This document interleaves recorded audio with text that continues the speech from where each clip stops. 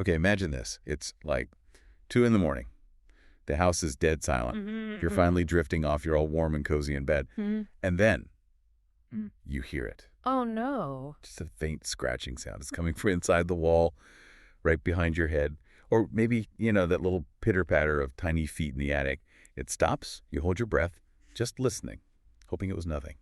And then scritch, scritch, scritch. Does that sound familiar? Ugh. It's a sound that triggers something really primal in us, doesn't it? It's the sound of an invasion. And if you're nodding along right now, well, unfortunately, you're part of a very big, very stressed out club. Exactly.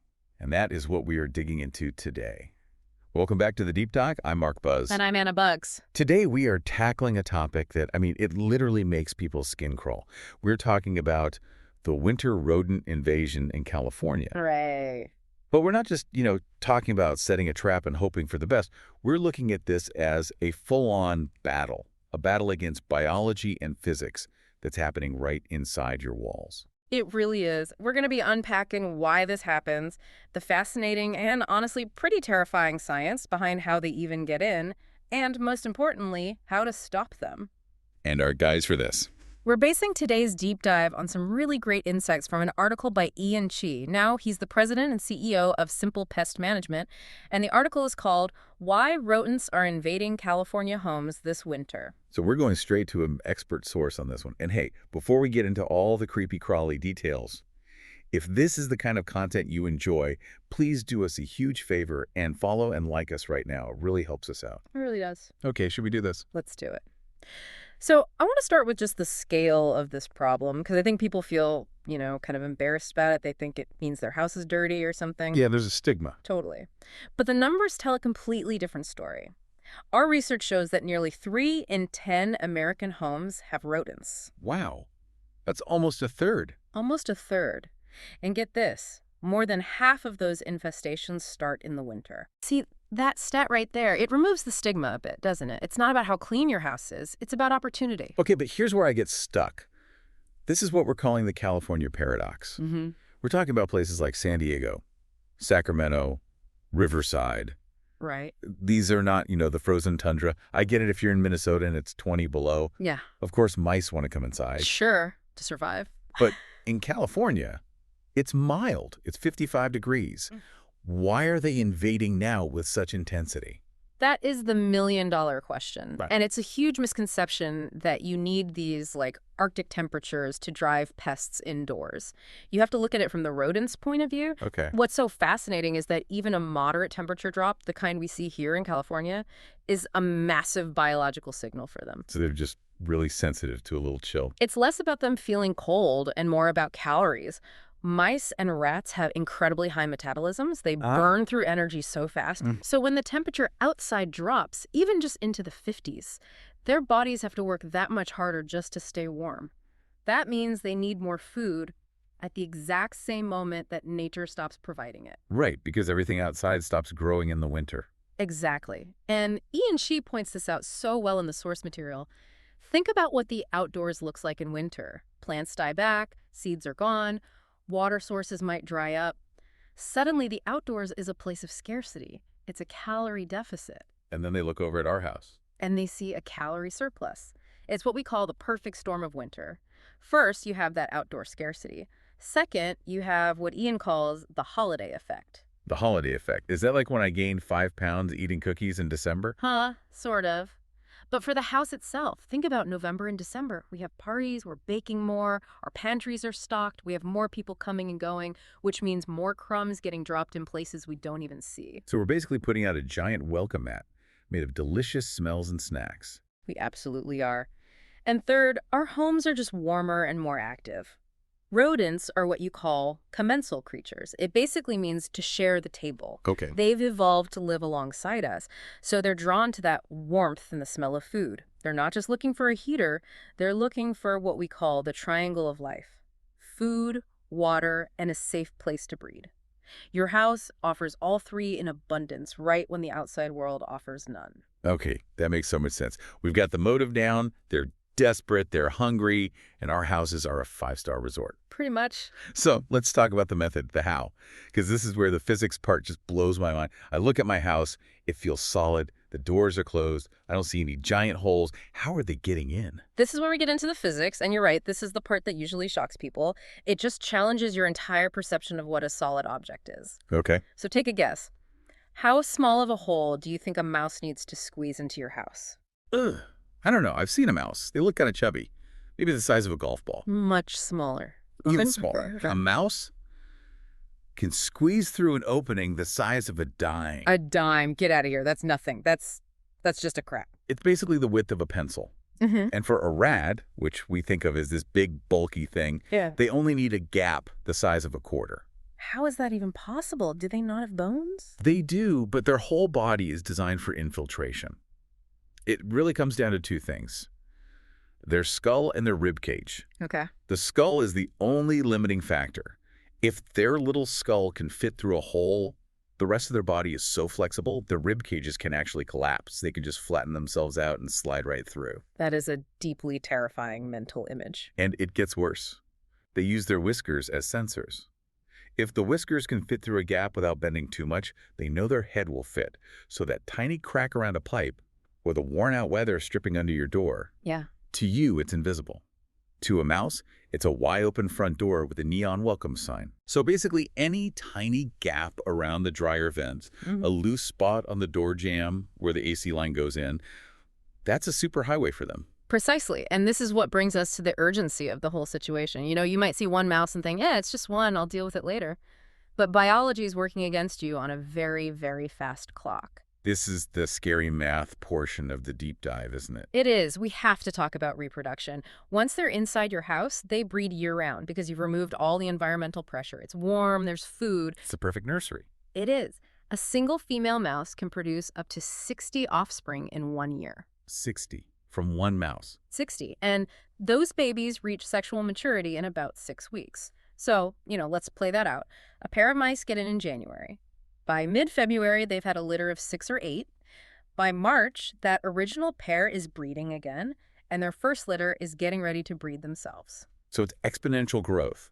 A small problem in January isn't just a slightly bigger problem in March. No, it's a massive infestation. Waiting isn't an option because by spring, they have established an entire colony in your walls, your attic, your crawl space. You are completely outnumbered. Okay, message received. That is a serious wake-up call. So we know why they're coming. We know how they're getting in. Let's get practical. How do I know if they're already here? Besides, the worst-case scenario of seeing one run across the kitchen floor. Right, because if you see one during the day, the party is already well underway. They're nocturnal. They don't want to be seen. So we have to do a little CSI. CSI.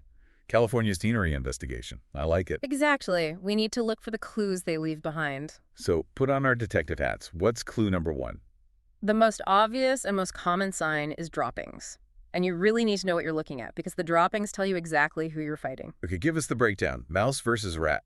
Mouse droppings are small, dark, and they look like a grain of rice. They have pointed ends. You'll find them scattered around back of a drawer, along the baseboards, that kind of thing. And rats. Rat droppings are way bigger. They're thicker, more capsule-shaped. Think more like a raisin or a big coffee bean. And here's a pro tip from the CSI department.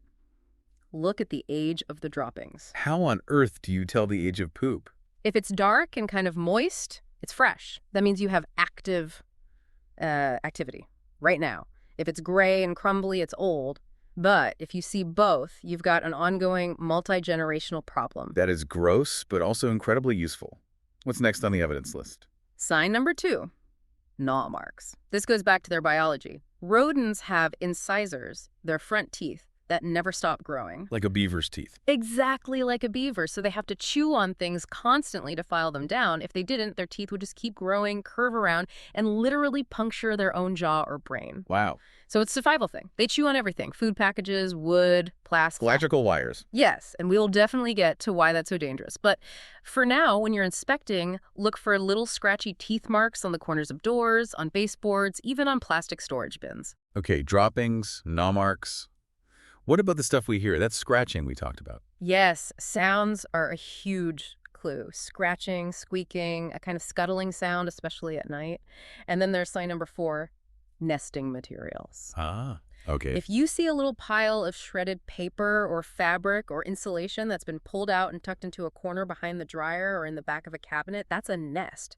They'll shred anything to make a soft bed for their babies. And there's one more sign on the list that really grossed me out when I was reading the source material. The grease marks. Yeah, the rub marks. This is another fascinating biology thing. Rodents have terrible eyesight. They're practically blind. Really? Yeah, so they navigate by hugging walls and using their whiskers to feel their way along. Over time, all the natural oils and dirt from their fur leave this dark, greasy smudge along the baseboards where they travel over and over. Oh, that's so nasty. It's like a filthy little highway in your house. It is. It's a literal trail of where they've been. And spotting any of these signs early is so critical because the stakes are so much higher than just being grossed out. Right. Let's pivot to that because I think people think it's a mouse, it's annoying. But Ian Chi's article makes it clear this is a serious hazard. Absolutely. The health risks are really significant. Rodents are vectors for disease. They can carry things like hantavirus, salmonella, leptospirosis. And they don't even have to bite you to spread that stuff. Bites are pretty rare. The diseases are spread through their droppings, their urine, and their saliva. It's just in the environment. It's in your home. As their waste dries, particles can become airborne. When you sweep up droppings without a mask, you're breathing that in, which brings up the whole allergy issue. I had never connected those dots before. It's a major problem. Rodent dander and droppings are huge triggers for allergies and asthma, especially in kids. So if your child is suddenly having more respiratory issues in the winter and you can't figure out why, it's really worth inspecting for pests. The air quality in your home could be compromised. That's a really important point. But the stat that just stopped me in my tracks was the fire hazard. It's startling, isn't it? It's insane. Rodents chewing on electrical wires are estimated to cause 20% of undetermined house fires in the U.S. 20%. That's 1 in 5 fires where they don't know the cause. That is a massive, massive risk. It's huge. And think about it. The wires are hidden inside the walls. A rat strips the insulation off a live wire, creating a spark. And what do they love to build their nests out of? All the flammable stuff. Paper, insulation. Exactly. So they build a little tinderbox right next to an exposed, sparking wire. It's a recipe for disaster happening silently behind your drywall. Okay, so the stakes are very, very high. Disease, air quality, fire, we do not want them. So let's get tactical. How do we stop them? Ian Chi's article lays out 5 proven strategies. What's number 1? Strategy 1 is seal entry points. This goes right back to that dime and quarter rule. You have to walk around the outside of your house and inspect it like a detective. Look where pipes go in, look at your vents, check the corners of the garage door. And there was a great pro tip about what to use, right? Because I feel like if I just use spray foam, they'll just chew right through it. They will. They'll eat it for lunch. Ian's recommendation, and it's brilliant, is to use steel wool. Steel wool, like for scrubbing pots and pans. Yep, high-grade steel wool. Rodents cannot chew through it. It hurts their teeth, it shreds their gums. It's like a brick wall to them. Yeah. So the technique is you stuff any small holes tightly with steel wool, and then you caulk over it to hold it in place. And for bigger openings. For bigger things like vents, you use hardware cloth. It's a heavy-duty wire mesh. It's stiff, it's woven tightly, and they can't get through it or chew it. That's a great tip. Steel wool is cheap, and it works. Okay, strategy 2, food lockdown. This one sounds obvious, but you have to be really rigorous. Cardboard boxes and plastic bags are not rodent-proof. Not at all. No. You need to put your pantry staples, flour, sugar, cereal, pasta into airtight containers made of hard plastic or glass. The Tupperware defense. Exactly. And a huge one for pet owners. Do not leave pet food out overnight. Oh, guilty. I always leave the bowl out for my dog. You're basically setting up a midnight buffet for every rodent in the neighborhood. Pet food is a superfood for them. Pick it up, wash the bowl, sweep the area. Got it. Okay, strategy 3, declutter. This is all about their psychology. Rodents love to feel things on their sides. It makes them feel safe. That's why they run along walls. Okay. Clutter piles of boxes, clothes on the floor. It gives them infinite hiding spots and safe runways to travel. So all those boxes on my garage floor are basically a mouse condo complex. You got it. The goal is to elevate everything. Get boxes up on shelves, clear the floor space. If they feel exposed, they won't want to stick around. Makes sense. Strategy 4 takes us outside. Yard maintenance. The 20-foot rule. This is a great one to remember. If you have firewood, you need to store it at least 20 feet away from your house. and get it up off the ground. Because a woodpile is a 5-star hotel for mice. Exactly. And if that hotel's leaning against your house, you've built them a covered bridge right to your door. Same for bushes and trees. Trim everything away from the foundation so they don't have cover. And finally, strategy 5, water control. This is the one people always forget. We think about food, but they need water every single day to survive. Right. So if you have a leaky outdoor spigot or puddles near the foundation, or even a dripping AC unit, you're providing a public water fountain. And if you take away the water, they have to leave. Eventually, yes. A dry home is a much less attractive home. Okay, so seal holes with steel wool, lock down the food, declutter, clear the yard, and fix leaks. That sounds like a really solid DIY defense plan. It is. For prevention, it's excellent. You can drastically lower your risk. But I'm guessing there's a limit to DIY. Yeah. When do you just need to call in the pros? Ian, she is really clear about this. If you're seeing multiple signs of activity, Right. so not just one dropping, but piles, or you're hearing noises every single night, or if you've been trying traps and they just aren't working, it's time. Why don't the traps always work? Are the rats just too smart? A little bit. Rats, in particular, are what's called neophobic.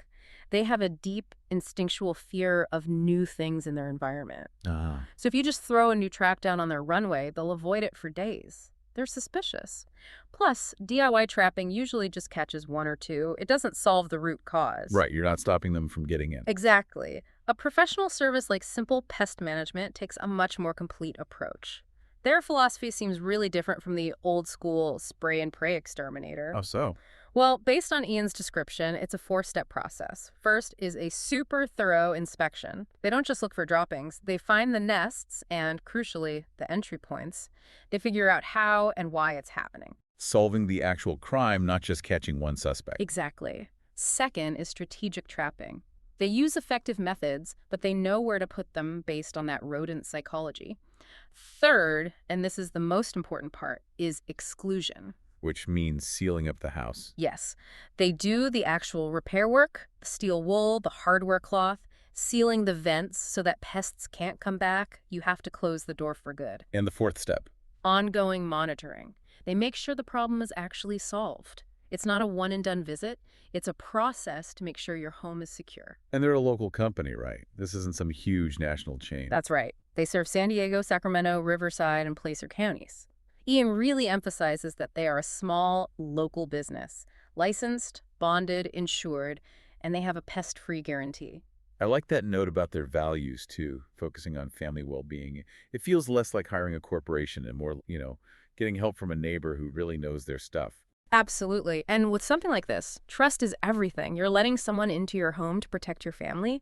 Knowing they're local and have that community focus, it makes a huge difference. So let's wrap this up. If our listeners take one thing away from this entire deep dive, what should it be? I'd say the main takeaway is don't wait. Winter is the time for defense. If you hear that first scratch or see that first dropping, act immediately. Because the cost of waiting is that exponential reproduction. Dealing with 2 mice in January is so much easier and cheaper than dealing with 50 in March. And here's a final thought to leave you with. We tend to think of our homes as being separate from nature. There's the wild out there and civilization in here. But really, your home is an ecosystem. That's a great way to put it. It has its own climate, it has food sources, it has water. And if you provide the 3 keys to life, food, water, and shelter, nature will find a way in. It's inevitable. So your goal as a homeowner is really to manipulate that ecosystem. You want to make your home an inhospitable desert for pests. No food, no water, no entry, so that it can remain a sanctuary for you. I love that. Be the master of your own ecosystem. Don't let the food chain start in your pantry. Exactly. So if you're in California and you're hearing those noises, or you just want that peace of mind from a professional inspection before things get out of hand, we highly recommend checking out Simple Pest Management. You can follow them on social media for great tips, and you can visit them online at www.simplepest.com. That's www.simplepest.com. Go get that free inspection. Don't let the roommates you didn't ask for take over your house this winter. Stay warm, stay safe, and stay pest-free. Thanks for listening to The Deep Dive. I'm Mark Buzz. And I'm Anna Bugs. We'll catch you on the next one.